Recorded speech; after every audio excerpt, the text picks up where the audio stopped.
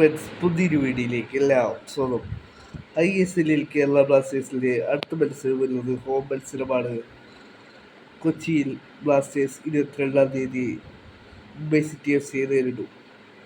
ഈ ഒരു മത്സരത്തിന് മുന്നോടിയായി Kerala Blasters ആശങ്കയോടെ കാത്തിരിക്കുന്നതാണ് Kerala ബ്ലാസ്റ്റേഴ്സിലെ സ്ട്രൈക്കറായ Victor Bartomeu കളിക്കുമോ എന്നുള്ളത്. കഴിഞ്ഞ മോഹൻ സൂപ്പർ ജയൻസിനായിട്ടുള്ള മത്സരത്തിനിടയിൽ അദ്ദേഹത്തിന് പരിക്ക് പറ്റിയിരുന്നു. ഈ ഒരു മത്സരത്തിന് ശേഷം വിവിധ മാധ്യമങ്ങൾ റിപ്പോർട്ട് ചെയ്തിട്ടുള്ളൂ പരിക്ക് സീരിയസ് അല്ല എന്നുള്ളത്. ഇന്ന് ബ്ലാസ്റ്റേഴ്സിലെ ട്രെയിനിങ് വീഡിയോ പുറത്തുവിട്ടപ്പോൾ അദ്ദേഹം ബ്ലാസ്റ്റേഴ്സിനോടൊപ്പം ട്രെയിൻ ചെയ്യുന്നുണ്ട്.